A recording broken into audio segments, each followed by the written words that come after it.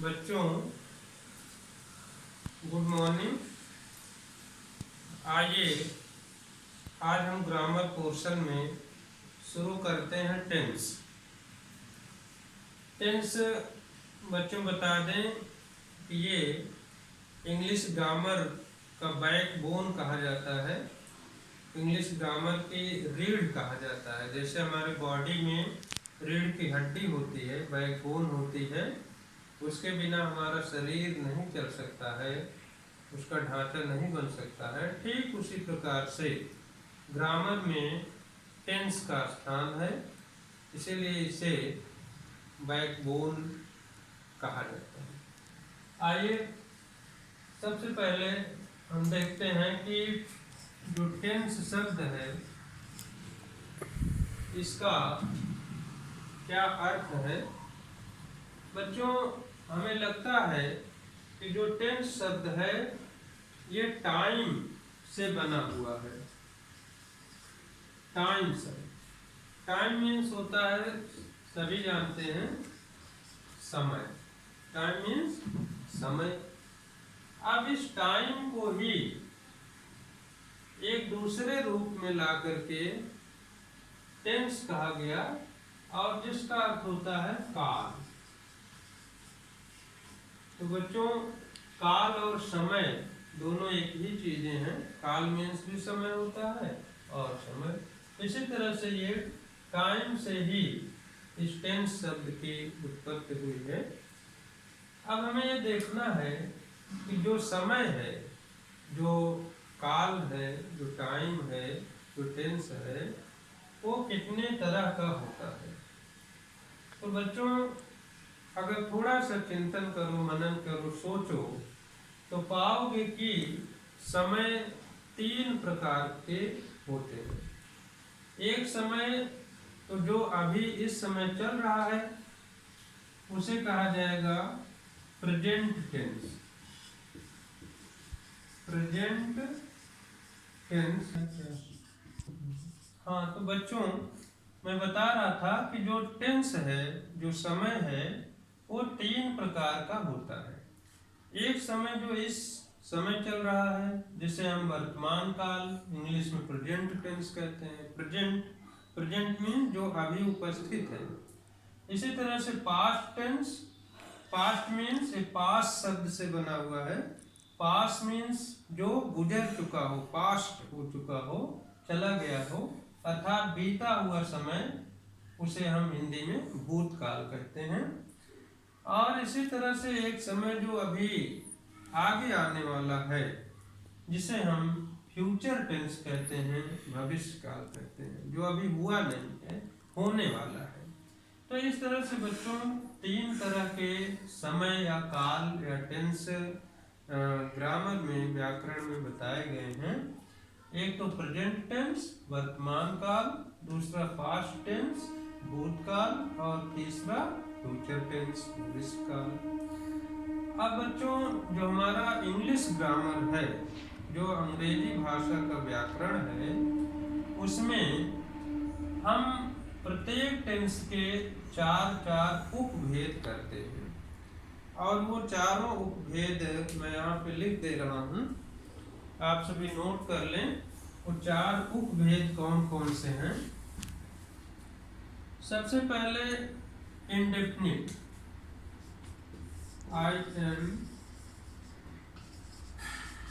Indefinite. और फिर दूसरा है कॉन्टिन्यूअस, और तीसरा है परफेक्ट, और चौथा है परफेक्ट कॉन्टिन्यूअस।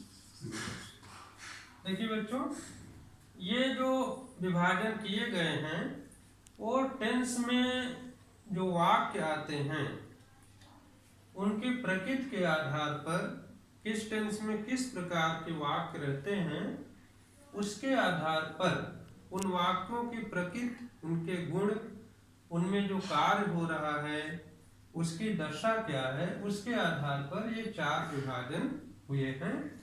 इंडेफिनिट मीन्स होता है अपूर्ण। अपूर्ण अगर हम इसके शाब्दिक अर्थ पर जाएं तो इंडेफिनिट मीन्स होता है अपूर्ण, अर्थात इसके अंतर्गत ऐसे वाक्य आएंगे जिनमें कार्य अपूर्ण रहता है, मतलब पता नहीं चलता कि वो पूरा हुआ कि नहीं हुआ। ठीक है। इसी तरह से कॉन्टिन्यूअस मीन्स होता है लगातार। लगातार तो कॉन्टिन्यूअस मीन लगातार। लगातार अर्थात जिन वाक्यों में कार्य लगातार होता रहता है, जारी रहता है, शुरू रहता है, उस ऐसे सेंटेंस को हम कॉन्टिन्यूअस में रखेंगे और वो जिस टेंस के अंतर्गत आएगा उसे कॉन्टिन्यूअस टेंस कहेंगे। परफेक्ट मीन्स होता है पूर्ण। पूर्ण परफेक्ट मीन्स पूर्ण अर्थात जो पूर्ण हो, अर्थात पूरा हो चुका हो, कार्य समाप्त हो चुका हो, वह पूर्ण होता है। और इसी तरह से परफेक्ट कॉन्टिन्यूअस टेंस में एक तो पूर्ण और दूसरे लगातार जारी, दोनों बातें होती हैं इसमें। अर्थात एक तरफ तो कार्य लगता है कि जारी है, शुरू है, चल रहा है, और दूसरी तरफ उसकी एक सीमा दी रहती है, कब से वो शुरू हुआ है उसे एक तरफ पूर्णता भी रहती है और दूसरी तरफ वो जारी भी रहता है। तो इस तरह से यहाँ पर बच्चों एक चीज और बता दें, ये जो मैंने अपूर्ण शब्द यहाँ पर लिखा इंडेफिनिट का अर्थ, इसे हम इस रूप में नहीं समझेंगे। इंडेफिनिट को समझेंगे अनिश्चित। अनिश्चित इसकी सही मीनिंग जो इंडेफिनिट की है वो है अनिश्चित, अर्थात इसमें अनिश्चितता रहती है कि कार्य कब शुरू हुआ, अभी चल रहा है कि नहीं चल रहा है। इसमें हम कर्ता की आदत को ही प्रकट करते हैं। ठीक है। तो इस तरह से इंडेफिनिट मीन्स अनिश्चित, कॉन्टिन्यूअस मीन्स लगातार, परफेक्ट मीन्स पूर्ण और परफेक्ट कॉन्टिन्यूअस मीन्स पूर्ण किंतु लगातार।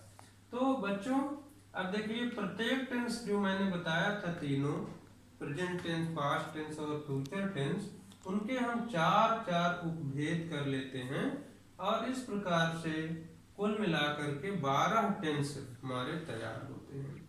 अब उन 12 टेंस को यहाँ पर हम लिखेंगे नहीं, आप स्वयं बना सकते हैं।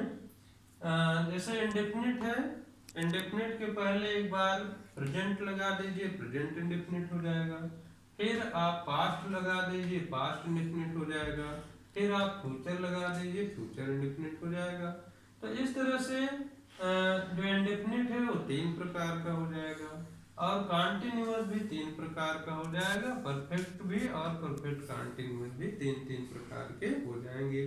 तो कुल मिलाकर के 12 प्रकार के टेंस इंग्लिश व्याकरण में, इंग्लिश ग्रामर में होते हैं। अब प्रत्येक टेंस में कैसे हम अनुवाद करेंगे और उसमें किस तरह के सेंटेंस रहते हैं, क्या क्या उसके नियम होते हैं, ये सारी चीजें हम अब प्रतिदिन आपको एक एक टेंस के बारे में बताएंगे। अभी आप केवल आज यही सीखें कि टेंस कितने प्रकार के होते हैं और उसे आप अपनी कॉपी में लिख लें। ठीक है। Thank you.